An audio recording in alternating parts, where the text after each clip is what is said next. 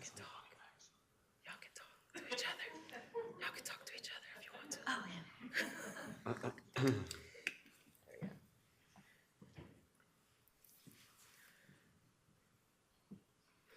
All right, welcome tonight to Poetry at the Dalí. You may have noticed I'm not Helen. I'm taller than her, duh, right? Welcome tonight. My name is Sheree L. Greer. I am a writer and teacher here in Tampa Bay. Helen asked me to be her guest host stand-in, and I'm delighted she asked me. I am a fan of poetry. I am a fan of the Dalí, and so when she asked me, I'm like, say less, what time, I'm there. So I want to welcome you all and thank you for deciding to spend this evening with us. I want to also send a shout out to those watching on YouTube. Thank you for tuning in to the live stream. I want to thank St. Petersburg and the museum, the Dalí Museum, for hosting this series.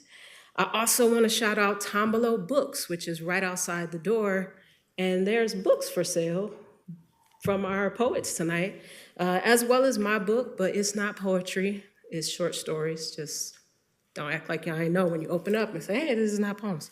So all the books are for sale out there by Tampa Books, so thank you for being here for that.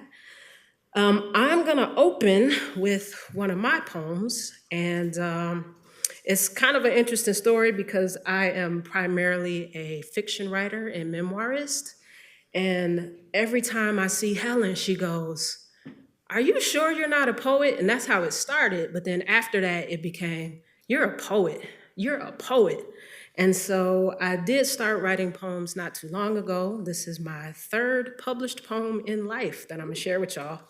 And I wanna just give Helen Wallace a shout out for her determined and enthusiastic support in my poetry writing. This is called Refuse. Introduction. Interest inventories and career aptitude tests to monetize what you like, love, enjoy.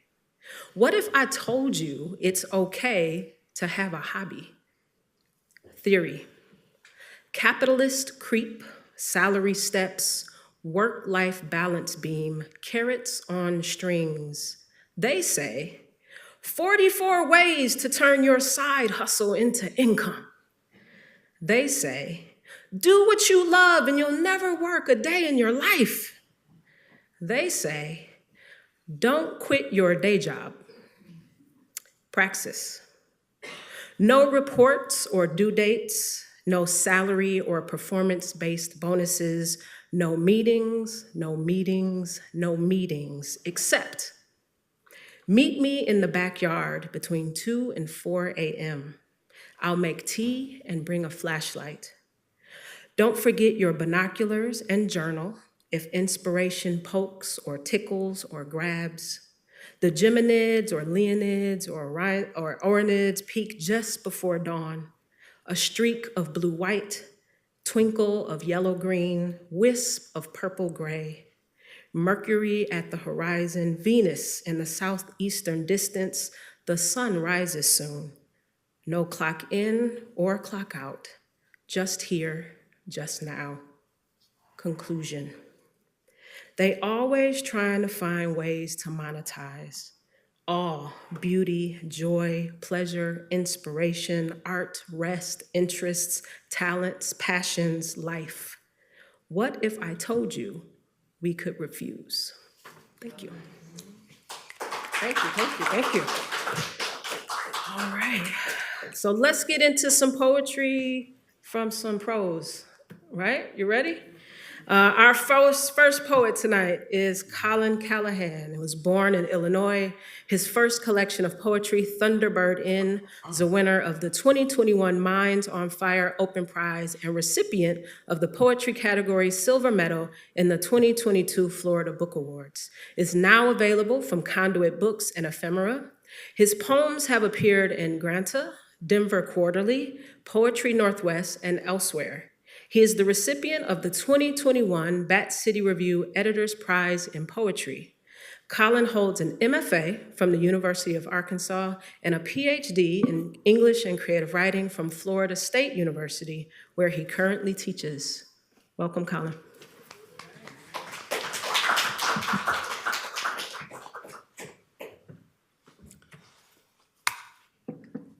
Thanks so much. Sheree and everybody who, I'm so lucky to be here. I'm kind of losing it, you know? Super incredibly pumped. I guess just a little bit about me. So I have always kind of considered myself like, I love surrealism. And just you know, and I guess the thing about Andre Breton, right? It would be his framework was too stringent to, you know, ever. But I consider myself a pseudo surrealist in some ways, so it's really an honor to be here and just to see the paintings that this guy made blows my mind. And then and Sheree, of course. It's good to be with Kate. We met briefly, and her poems are amazing as well. Yeah. So I guess I will start with Andre Breton's. I always thought this was kind of interesting, right? Because we spend our whole waking lives, you know, and we're on this sort of narrative. And what's the first thing we do when we, you know, wake up? For me, probably grab some water, but, you know, or look at the time. And so Andre Breton says, what if it was different? You know, what if perhaps my dream last night follows that of the night before and will be continued the next night with an exemplary strictness. So it's this idea, you know, that what if how we wake up in the morning, what if it's the other side? What if we wake up, you know? Okay.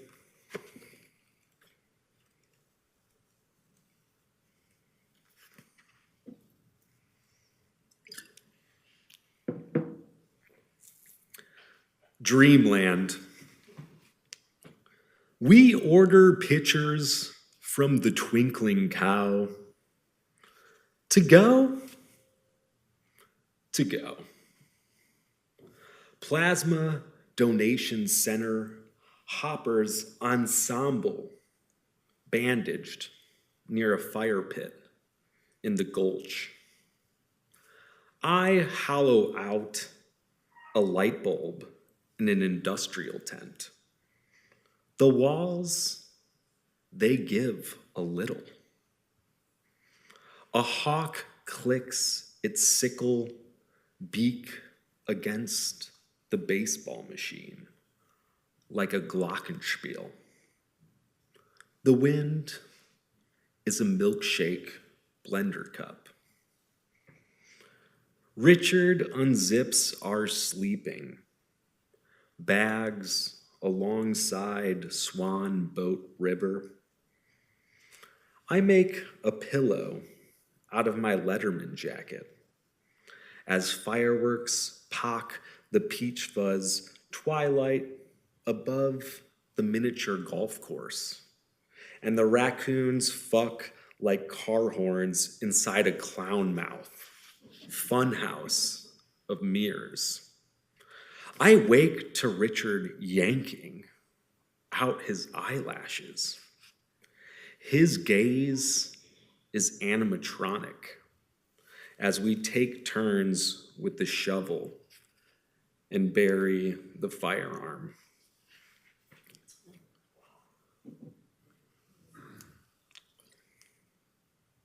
So this is probably a little obvious, but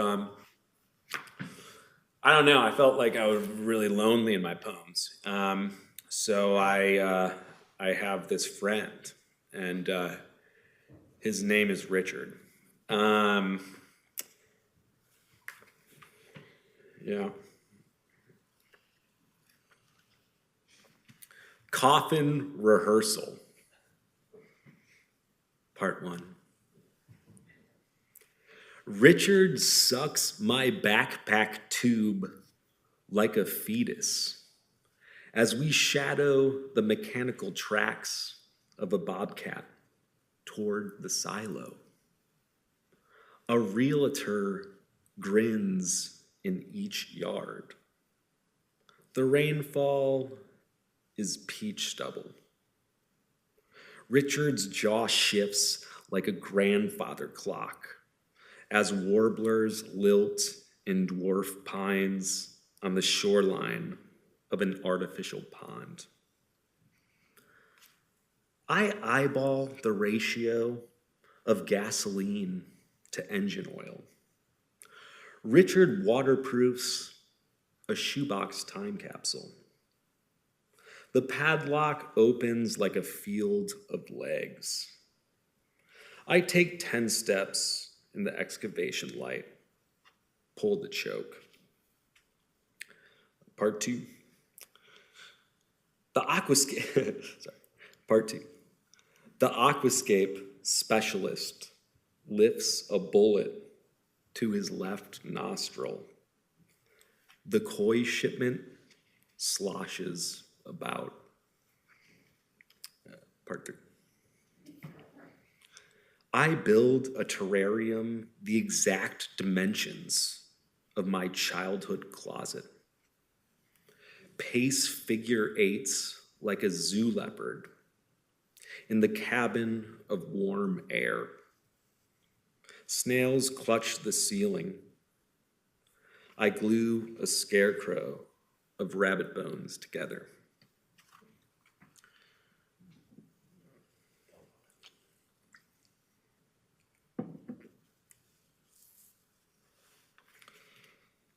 I will say that I stole this title from a guy named, he has a book named, his name's Adam Fell, and I thought it was amazing. So I stole it, but I let him know. And he appreciated it. Dear Corporation, Richard and I knife the moon rocks into separate piles on a mattress hidden in the skimp forest outline of an industrial park. They crackle like rat skulls in the blades of a lawnmower. Richard squiggles warm blood horses on a napkin as I rock back and forth like a machine full of wet clothes. Moths powder the handrails of gaunt stairwells. This light has the quality of a Midwestern hospital. Nitrous canisters lie about. I think about submarine warfare and those balloons in the dead girl's backyard.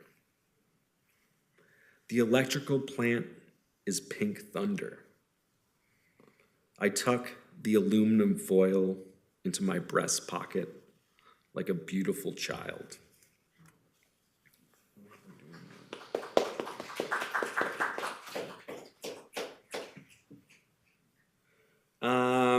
So it's one of those things, like, what is art but like an amalgamation of influences, and who knows, and why we do it. These electrical impulses.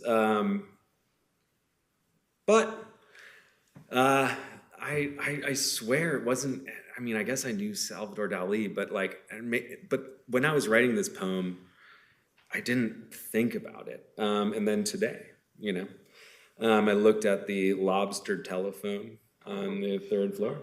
I guess also the aphrodisiac telephone. And I guess he made it for a poet named Edward James or something. Dope. But yeah, anyway, so I just thought this was kind of funny. It wasn't purposeful, but maybe it was.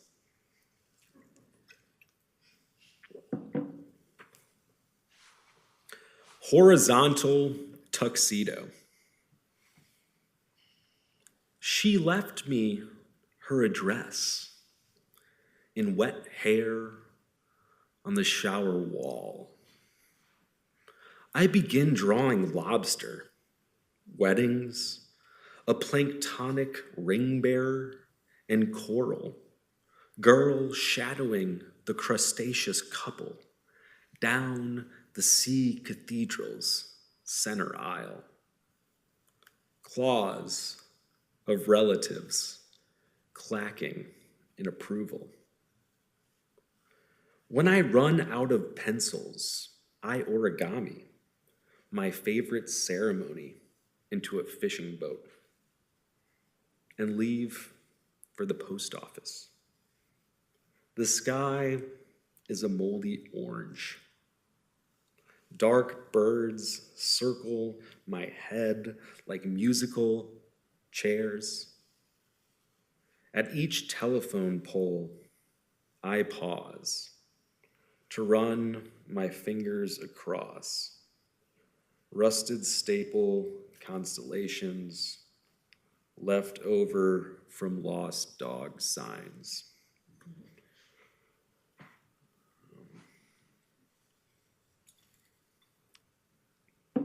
So I guess one of the things is like cross genre or whatever, and I think in poetry it's finding your voice, and that's probably the most difficult thing. But my book, I think, it's like a loose, like there's some sort of narrative, you know. I kind of like there's some sort of narrative thread that I couldn't help. But so the next one, because what are you gonna do with the, you know, the sale anyway? Deerfield Crossing. Sheet lightning pulses like blood, vessels in the sky above the post office. It is Sunday empty. I caress the edges of failed delivery in my pocket and continue on the acid, rain-pocked sidewalk to the station. Down the block, a dog fights his leash toward the smell of angel hair and meatballs escaping from a kitchen window. Television sets and crickets coalesce with the steady hum of residential air conditioning units. The syncopated eyes of wind turbines blink red in the distance. Families fold together their fingers in prayer. When the thunder claps like an infomercial, the street lamps come on all at once. I can probably...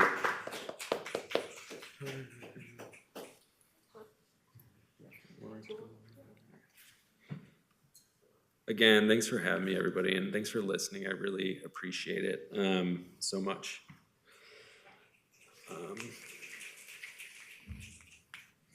And I was talking to Kate just now about, I have this professor, you know, who's an older gentleman, and I like so much of his work.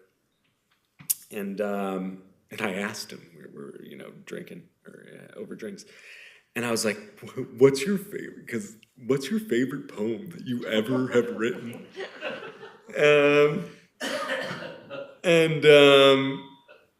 He said, "The one that I'm working on right now." And I thought, first of all, that's an amazing answer, and second of all, I think that's also a good mantra to have, and you know, etc. So I guess I'll just do two more. One's brief. Mr. Doctor postulates a sailboat. Time is a pigeon skull, a hallway of pumpkin lanterns. A girl in a polka dot bikini lifts into the sky with a balcony smile. I wheel into Postcard Inn, eager to dress for the swimming pool. I negotiate a line, situate myself. There are meat flowers among us, waiting for time to slip just a little. What do I want to do more?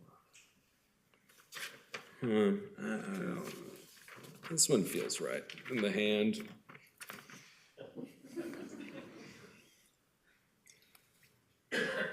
Clouds. Oh, so cloudscape opening. I eat pencils, including the eraser. People tell me to do so, and I benumbingly agree. Lucky to even have the option. My body gets older, and we try to forget about it.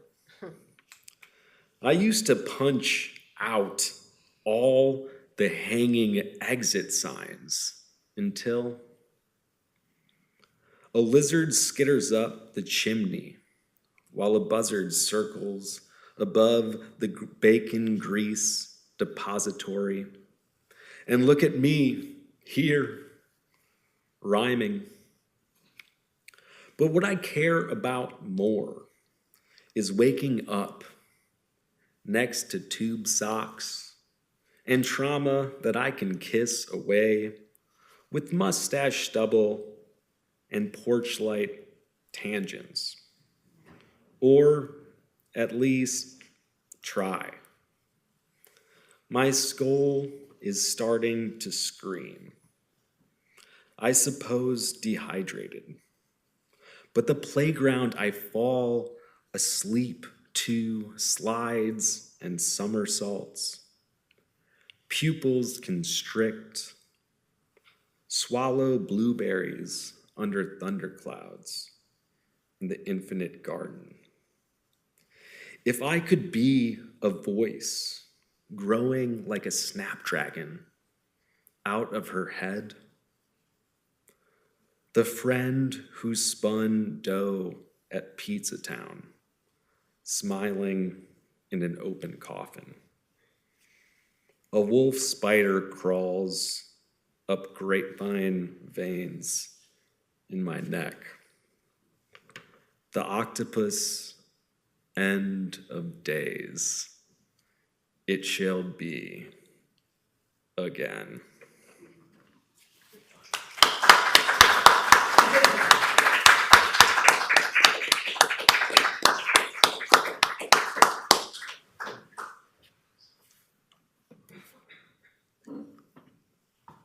Give it up for Colin one more time.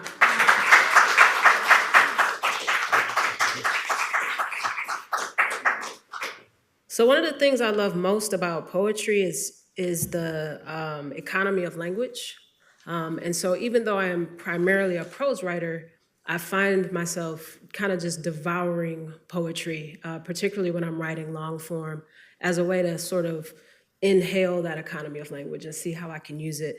I find that one of the best ways to appreciate that is after you've heard a series of poems or read a poem, to take we're gonna take just like 45 seconds, bear with me, close your eyes for a minute and see if you can recreate any of the images you heard from Colin, even if you don't get them exactly right. So just take a moment, close your eyes, and see if you could recall any line or image or sound or word that's still sitting with you.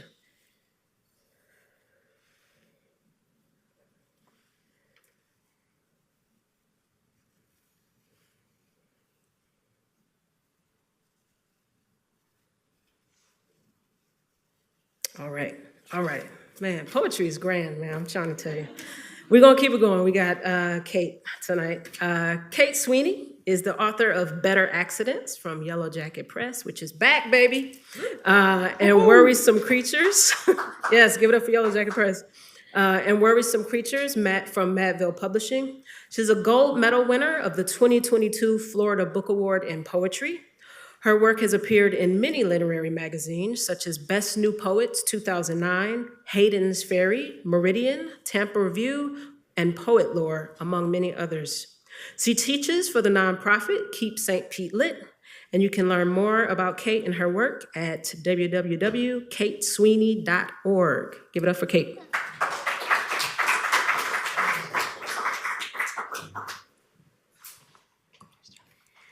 Thank you, Sheree. Awesome job, Colin. And thank you to Helen Wallace for asking me to be here. And we're missing you, but hope you are having a great time.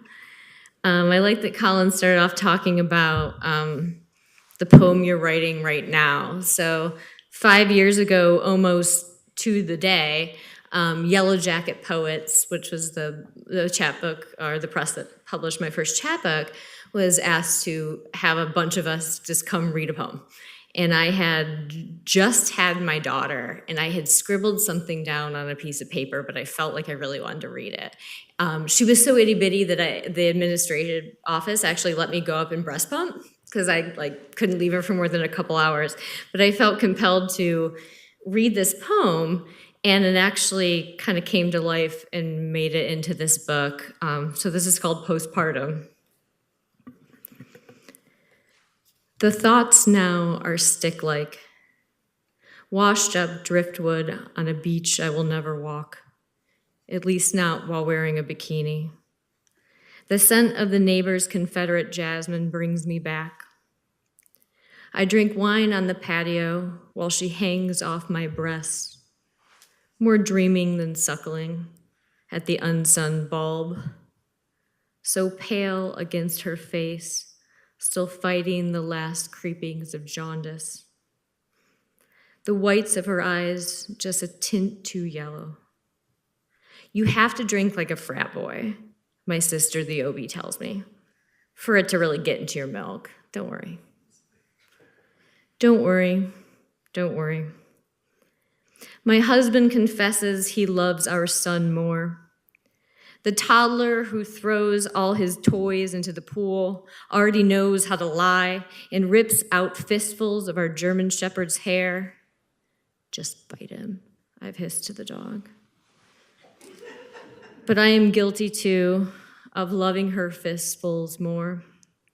How her hands clench with such longing, yet hold nothing, like the hooked tails of the squirrels that chew through our porch screens, and which I've resolved to scare off someday if the kids are ever finally asleep and I ever learn to shoot a gun. A little dark. A little dark. I'm actually going to grab my water.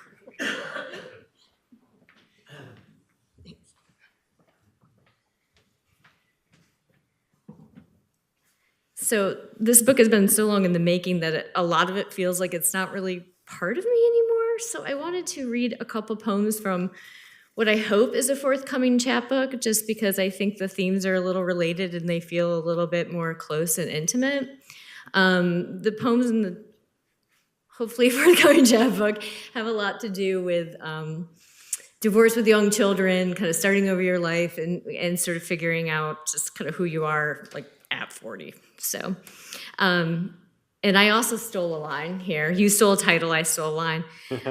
This is called The Woman of the House, and the first line of the poem is from Lauren Groff's collection, Florida, which if you haven't read it, dear God, please get it now. From the first short story in the collection. So this is The Woman of the House with the first line from Lauren Groff. I have somehow become a woman who yells, who digs her nails into her palm when her 3-year-old son smacks his infant daughter in the face over the red crayon. I have somehow become a woman who should sleep when the baby sleeps, but instead watches hours of YouTube videos or buys clothes online to impress all the people at all the places she never goes. I have somehow become a woman who can sleep 9 hours a night because she leaves her husband on the couch watching Netflix alone by 8, but who still has trouble getting up before sunrise. I have somehow become a woman who cannot write without drinking wine, who cannot drink wine without writing, who cannot tell you how long those wet clothes have been mildewing in the dryer, in the washer. I have somehow become a woman who still will not accept this for her daughter as she holds ice to her baby's bleeding nose. It's not okay to hit him back. Instead, you're supposed to. She can never remember the rest. I have somehow become a woman who yells until she is soaked with sweat down to the nursing bra she still wears, even though she has been dried up for months and knows it's not sexy, but it still holds her tight.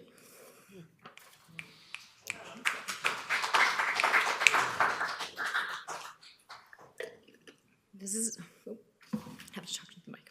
This is a very, very new poem, but kind of piggybacks off of that one. It's called Shift Change. I kind of get obsessed with news stories. I'll get into that in a second, but if any of you remember, a couple months ago, there was an abandoned warehouse in Ybor City, and there were all these fruit bats, and there was like 5,000 fruit bats, and they're like, what? And they wanted to like make it into something, like a restaurant or a hotel, and they're like, what are we gonna do with the fruit bats? And they like built this whole new home near I-4 for all these fruit bats, but I was obsessing about these fruit bats. I'm like, what are we gonna do with them? So I get images like that in my head. So this is called Shift Change. When the city kicked out thousands of fruit bats from an abandoned cigar factory, I lay awake in my shoebox apartment worrying about them, wondering how it would feel to return home at dawn, wobbly and wing-weary, to find your doors and windows caulk shut. When I return to what was once our home, to pick up our children, I find he has changed the key code that opens the garage door, installed security cameras. The new throw pillows and brand of dish detergent say, not yours. My heart responds, thank God. But my head is a step behind. I try to ignore how he kills the vinca with icy neglect, casually gives away my recipe books to the neighbors, turns our exchanges into a psychology textbook chapter on passive aggression. But I don't turn away from the way the world suddenly appears upright and aligned now that I have finally stopped hanging upside down from the rafters.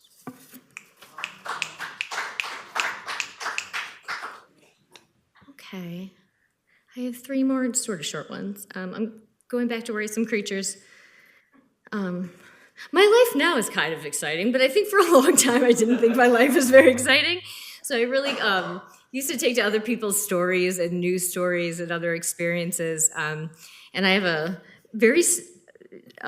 friend in Western Pennsylvania who's a big hunter, and he talked to me once about how he kills things, and so not anything I would ever do. But this poem is called To Skin a Rabbit, and this is basically the story of what my interpretation of what my friend Justin told me about trapping rabbits. It's in parts. To skin a rabbit.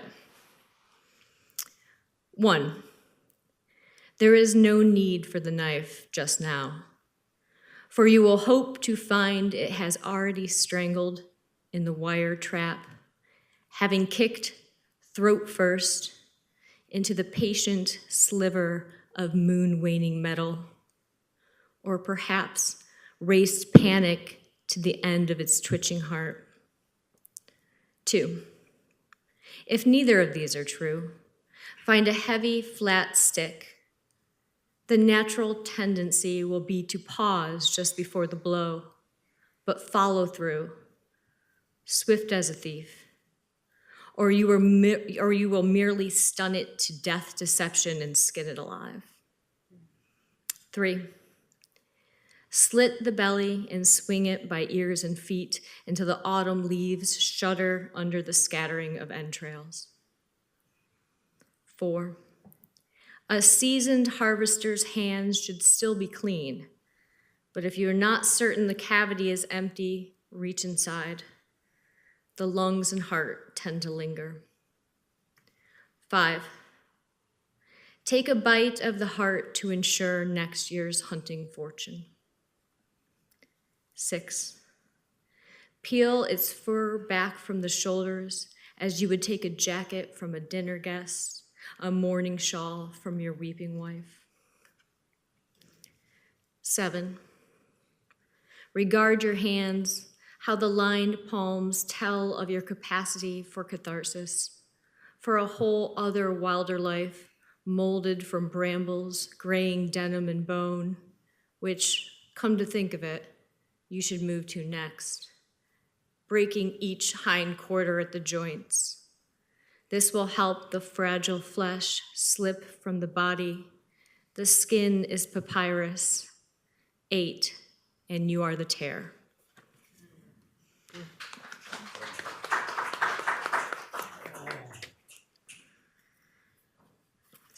When I was trying to put this book together, I was reading a poet named Matt Rasmussen, who wrote a collection called Black Aperture, and it was, yes? Yeah. Yes, right? And it was a lot of the poems were about his brother's suicide. And he has this amazing poem in there called Reverse Suicide. So he thinks back to the last few events that happened right before he kind of found out his brother had killed himself. And he writes them in reverse so that he almost can unwind the clock. So if he writes that backwards, maybe he's like sort of still alive. And I tried to do that, and I credit him in Evergraph, but I don't do it nearly justice. But if you Google Reverse Suicide by Matt Rasmussen, you can see somebody who actually does this well. But here's Reverse Death, and this is about my grandmother's death. So you're thinking about things backwards. My uncle puts the cedar chest at the foot of your bed, sticks the packaging tape onto the cardboard roll. The medical examiner uses the edge of the saw like a butter knife, spreading cartilage which fastens your ribs to the breastbone. My mother calls, and her hiccup is only briefly mistaken for a sob. Your heart reaches around the narrow barrel of your chest to find the blood bullet it used to blow itself into bits and tucks the red cartilage away for a stickier, more inevitable time.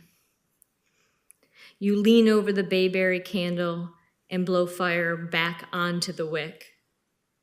The ink on your nightly diary peels away from the page like ash floating from a bonfire log. And this is the last poem I'm going to read, also about my grandma. Rest in peace.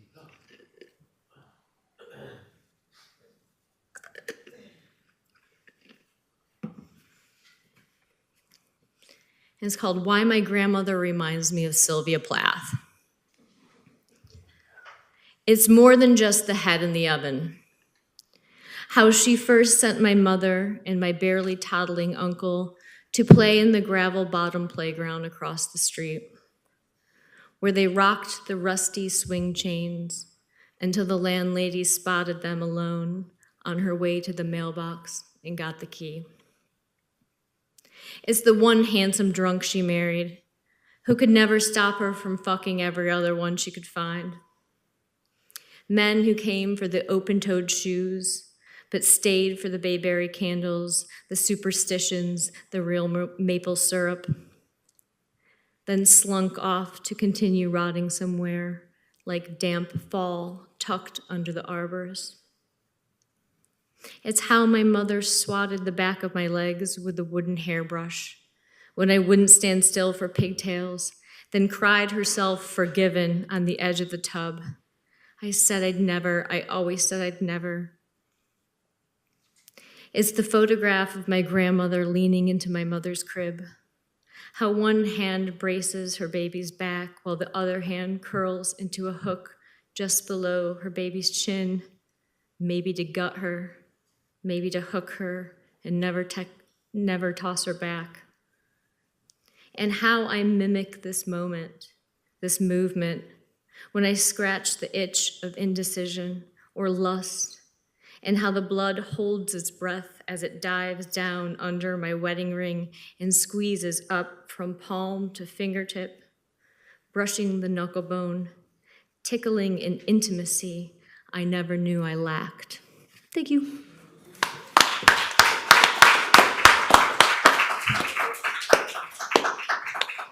Fabulous. Give it up for Kate. Some more.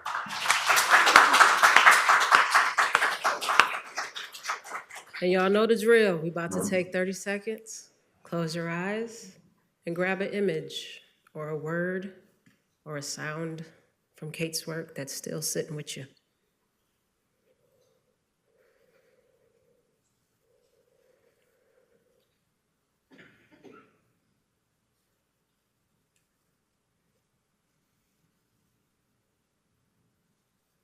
All right, thank you. Again for Kate and Colin, thank you. I got, just so y'all know I'm not BSing, I do it with y'all. Richard sips from my backpack tube. That, you know, that line. Like a fetus. Like a fetus. Pull the fur from the shoulders as you would the jacket from a dinner guest, right? And that's the power of poetry. You get images and language and feelings that you didn't have when you came in this room. So with that, I'm going to open it up for questions. Oh, she scooted closer. She's ready. She's ready. Any questions tonight? I'll open it up. You want to start? Kate, do you read poetry and work with your children with poetry? They just recently kind of know that I'm a poet. So I'm getting there. I read some children's poetry to them, and they're just like, you know, not too interested yet, but I'm hoping that takes a little bit. I'm always open to suggestions if you know really good poetry books for children. I was just with my 4-year-old granddaughter and introduced her to talking with poetry, and she loved it. Awesome. And she liked repeating and then changing the words. So, yes, go to the library, you'll find wonderful library books for children. Thank you. I think you had a hand up too? Yeah.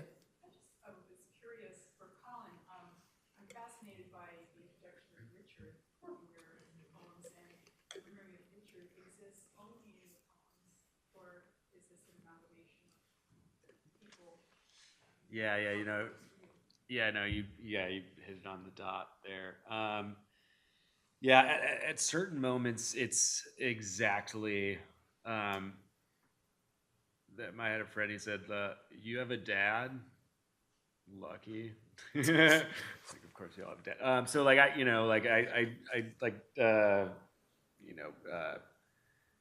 grab maybe phrases, like quite specific phrases from somebody, and I like to integrate dialogue into the poems sometimes too. But yeah, it's more of like an amalgamation of friends. Sometimes it is a specific friend, maybe in one poem.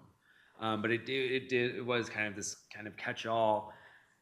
And I would also say that it's also like me sometimes too. So who knows? I don't know. Any others? For both of you, do you typically come back to a poem after you finish, or after you feel like it's been finished? And if you do, then like how do you change it or add to it, and would it ever become like a completely different poem? Yeah, I can start with this. I actually, time is so amazing, and your life changes as you like put something in a drawer or put something in a file, and you're like, usually if I feel like I'm done, I feel like I'm done. But I have these poems and I'm like, something's just, it's not. So I like to let it sit. Sometimes that's a couple weeks and you can come back to it and be like, oh dear God, that's the problem. And then sometimes it's a couple years. I have poems that like for 4 years I've been looking at and I'm like, it's not so bad. It's not salvageable. Like there's something here. And eventually I hope it'll save itself, or it does save itself after, like, I have poems from almost a decade ago that everyone's, like, when I'm really in a rut, that's what I do, is like find some file that's marked like 2008, and I'm like, ooh, what's in here? And like, you might find something that like I saved, and I'll be like, okay, like, even if it's just a line to keep, like, if I kept it, there's usually a reason. And I love actually doing that, going back to old stuff and trying to see what made me keep it, because and just bringing the more experience you have as a writer and the more in life and in writing to whatever was there that made you have some interest in it. So absolutely. Do you mind, like, if the mics can come out? I just want to make sure Yes. the YouTube folks can hear as well. I know they're I didn't know recording. if I was leaning in too much or not Yeah, enough. you could pick it up, I think, Okay. if you want as well.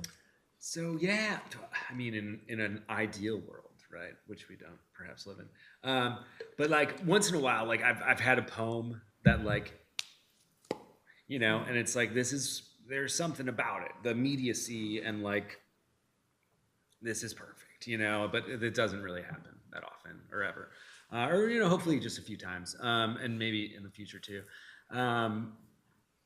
but most definitely, like you were saying, like time, like you know, when you put a book together, right? Like, I felt like, you know, you can obsess over a poem, and at some point you do have to just be like, oh, this feels right, I'm okay with it. But then you come back with the manuscript, and it's really freaking nice. To after you've done other poems, and then it just sticks out like a sore whatever, you know, and you're like, oh, that image has to go, or that's not perfect, and then you change it. Yeah. I've learned to be very highly suspicious of poems where you're like, oh my God, nailed it. Good, first time, like, let's go, let's send it out everywhere. I've been like, just wait a hot second, you know, give it even just maybe a week or 2 weeks, and like that definitely goes away, because you're like, think that exactly. And that's not like, it's not an unsalvageable poem. It's just like, oh, you need to like calm down, and it needs more work, and you need to just give it some more time. But that feeling is so good, though. It's kind of like a high where you're like, I did it. Like, I finally wrote the perfect poem on the first try. And then like, no, yes, give it some time. So I'm thinking, kind of related to that conversation, that was a really great question. This idea, and you mentioned it briefly, Colin, of kind of like cross-genre and the narrative elements in a poem. And both of your work definitely had these really beautiful kind of narrative arcs. And so I wonder if you could talk a little bit about like your approach to just how, as this is selfishly a question I have for poets, is like, what informs the ways in which you use white space on the page and lines, and how you make decisions about when to cut and when to, you know, punctuate and when to capitalize. Like, those things are so like distinctly poetry in the midst of narrative. So if you could talk a little bit about that. I can speak a little bit to narrative arc, because I am very guilty. And actually, I did my MFA at University of Florida, and I had a professor who was like, stop writing Kate poems, because he's like, you have a formula, and he's like, yeah, it works sometimes. But I start at A, where I'm in a present moment. I transition somewhere to B, that is either past, future, imaginary, and then I try to tie A and B to C in this like conclusion, which brings them all together. And he's like, you like, stop it. And so sometimes that formula still works for me, and I can't resist it. But I've been trying to resist it. And actually, the one reason I read Shift Change with the bats is because I think I started at A, and I went to B, and I like didn't totally just slip back to A/C, that I made myself go somewhere else. So I challenged myself in trying to not do the same sort of narrative arc that I do over and over again, that's comforting, and oh, it worked a couple times, so let's keep So I'm a push back against that, Professor, only because there's a poet that I love, Jericho Brown, and he created a new form called the duplex. Okay. He made it. Sounds like you just made a form. I mean, you don't have to call it the Kate. You know, that might be a little weird. But like, think of a name. Like, you might have created a new form. I think that's one of the ways we can sometimes forget how language moves and changes, right? is yes, there's these traditional forms, but you're an artist, so you're also probably making up forms and playing jazz on the page and like lean into that in like not a way. And they tend to kind of be the same. Yeah. Like part A seems You to be just about the same described the length, form. part That's B why, tends don't to you be feel about like the she same made length. up a form? Doesn't it sound like she made up a form? They're gonna be teaching the sonnet, the triptych, the sestina, and the cape. Colin, how about you? Oh, for me, it's all about the line break. Like, you know, like, and I try, and you probably hear it in my, when I, you know, like see the poems out loud, I try to accentuate it in a way, but it's like, she left me her address in wet hair on the shower wall. So I like to like really kind of use like, because people's perception, right? This as the line as a unit. And then all of a sudden that unit can be, then it changes, you know? So it's, somebody can see something, or, you know, a dog fights his leash toward the smell of angel hair and meatballs, you know? And it's like, oh, of course, you know, it's just pasta. But like, but how you kind of use the line break to like accentuate.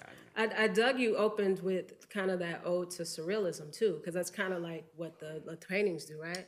It's a clock, but it's melting, right? It's a you know, it's a bull, but then it's also, you know what I'm saying? So like when you have that line, you know, she left me her address, we're all picturing like a sheet of paper next to the bed. I was even like, okay, right? If she left the address, that meant it went well, right? But then in hair, right? And so it does play with that. That's really, really awesome.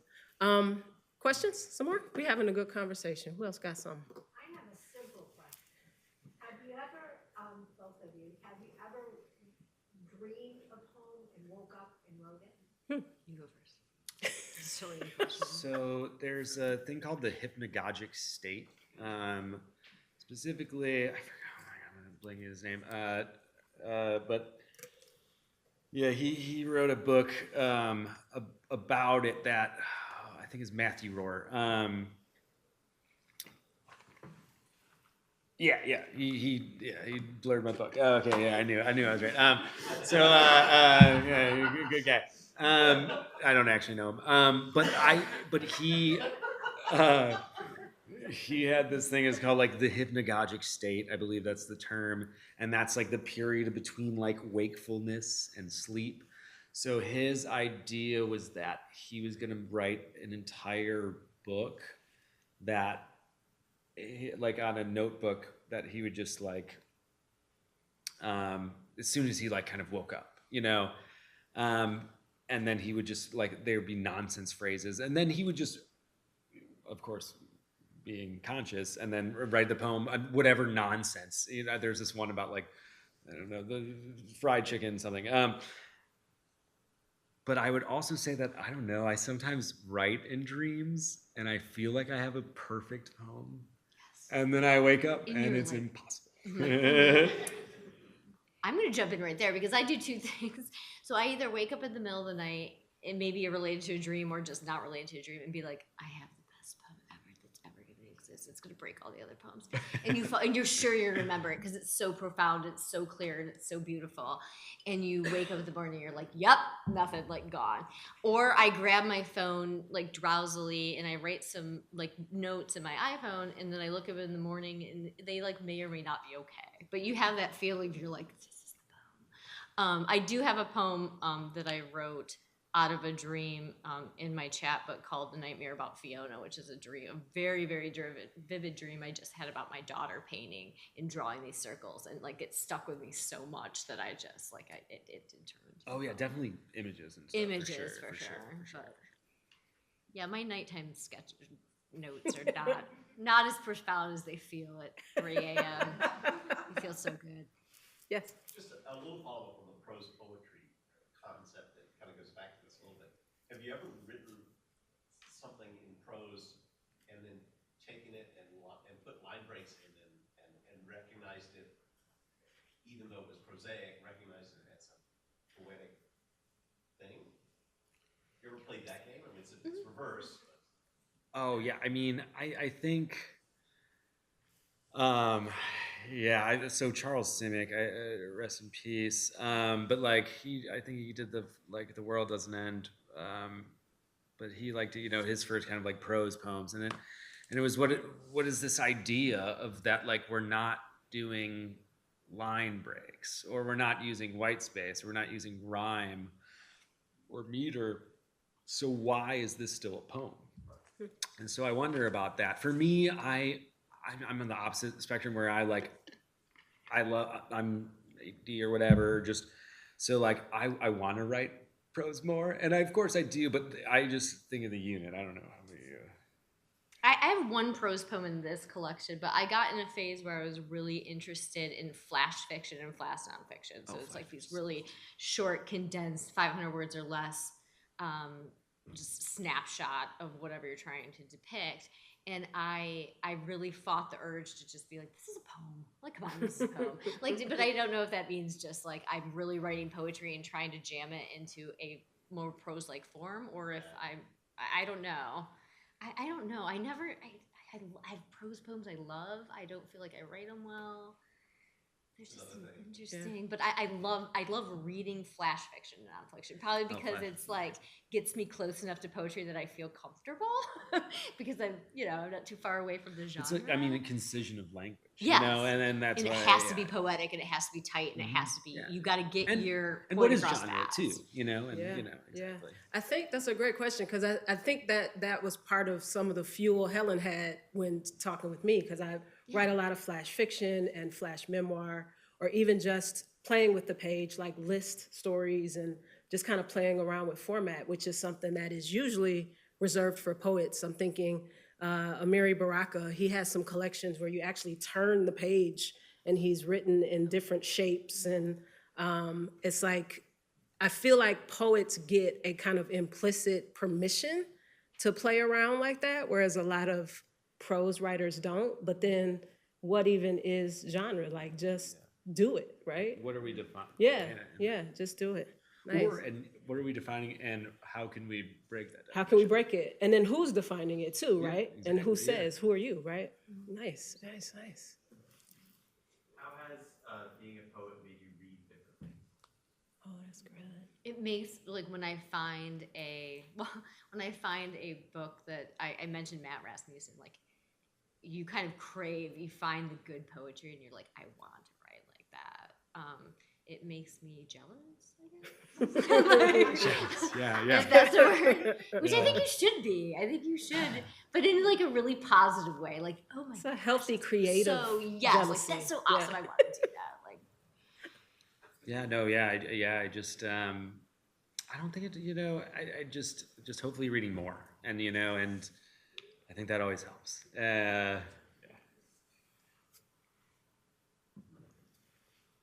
Smart.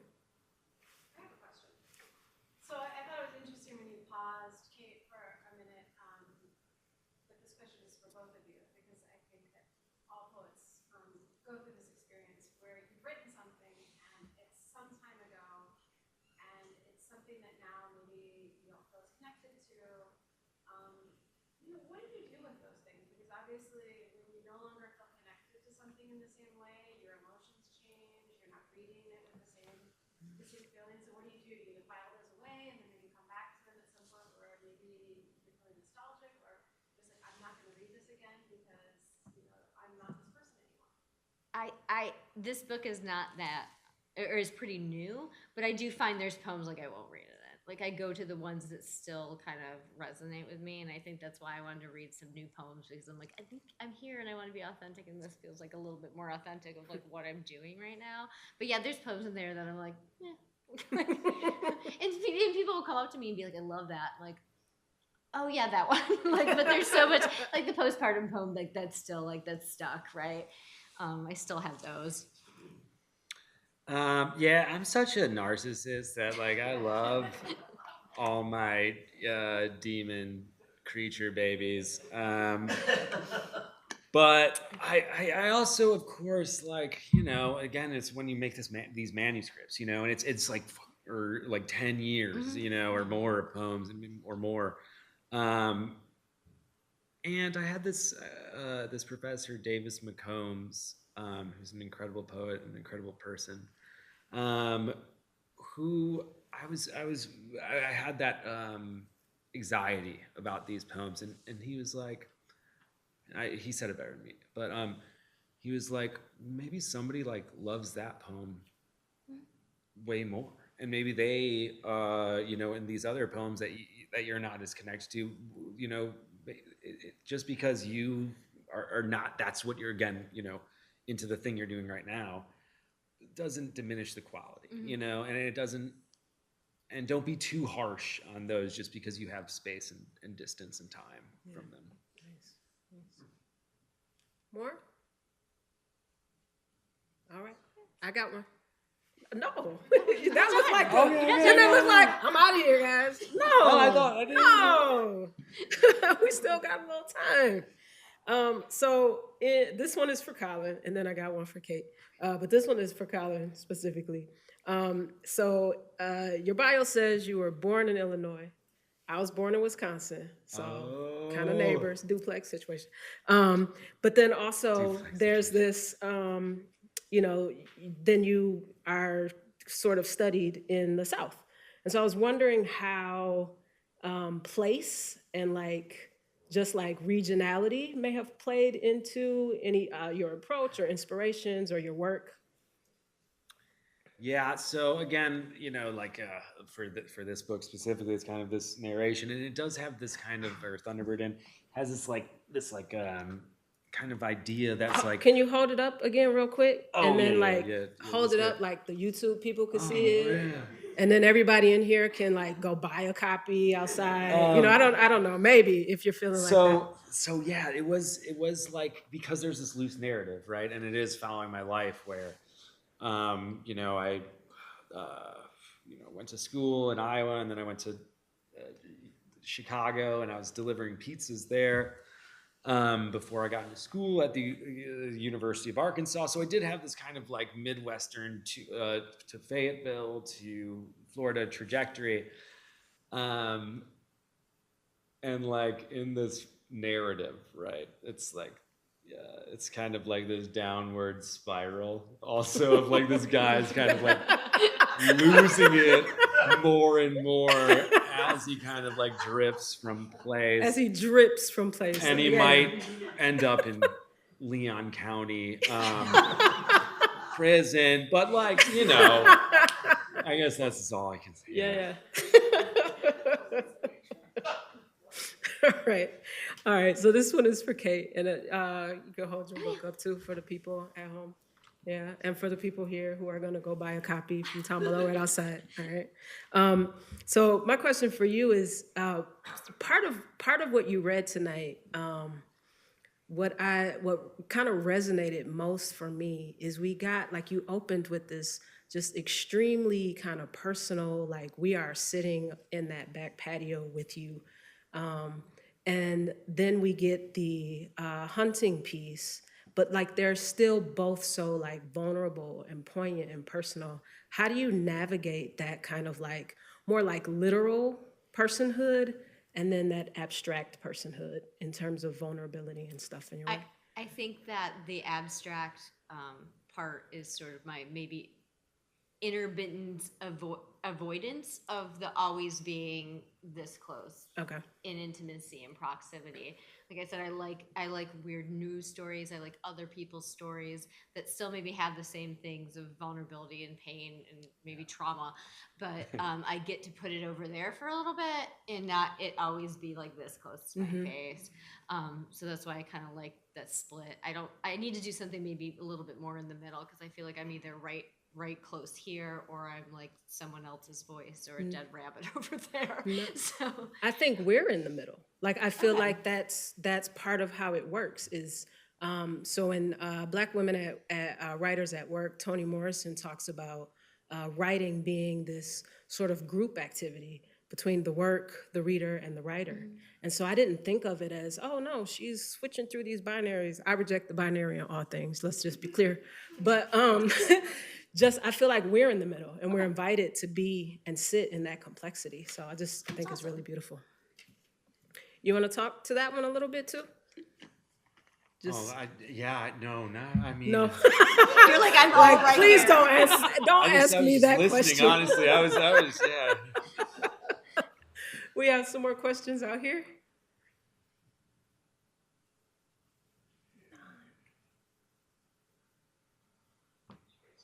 Well, thank you all for listening. I appreciate it. Thank you, Kate and Colin. Thank you all for being here this evening. Thank you to everyone tuning in for YouTube. Thank you, Helen Wallace, for the invitation. We are thankful for you creating this series. Thank you to the Dalí for hosting us and everyone who makes this evening possible. Give it up for yourselves. Claps. Ooh, yes. And then, of course, give it up for Tombolo Books that have copies of these lovely poets' work right outside. And I bet that if someone were to buy one, would y'all like sign it or anything? Oh, Yeah, absolutely. probably. Yeah. Say less, right? Thank you all so much. Have a great evening. Thank you.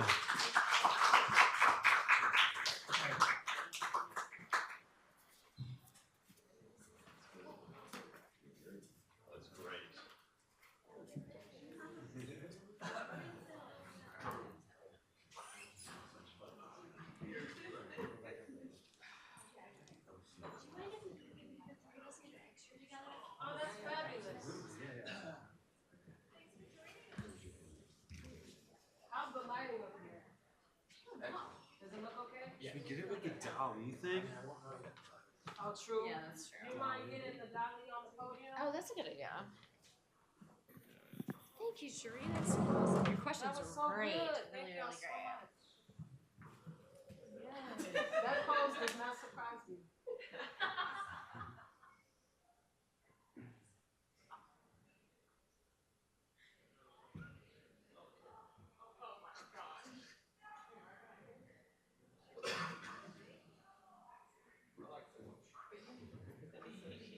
Oh, you guys are the same fancy team. Tell us how you're done being pretty. We're dead. Yeah, get more in that way.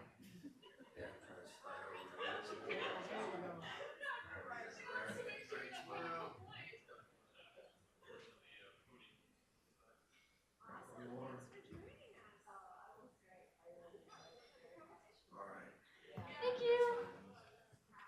Is that your photographer? This is, yeah, that's I was my supposed to be, Steve. but I was listening so intently to all the poetry. Would you mind sending me that one of those? Hold on, I'm sorry. I completely. I was having the no, this is good. Roast. I was. Sheree. It's nice to meet you, I'm Steve. I'm not really. Oh, that one, yeah. He's some of the reason there is no currents.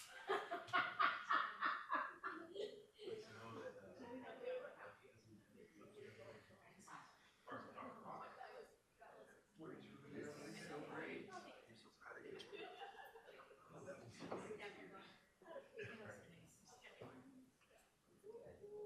I didn't press it. I don't know how to use. That's okay. Deleted everything. Like, where my contacts go? And that's my phone number. So please be in touch. Yes, absolutely. Thank you so much.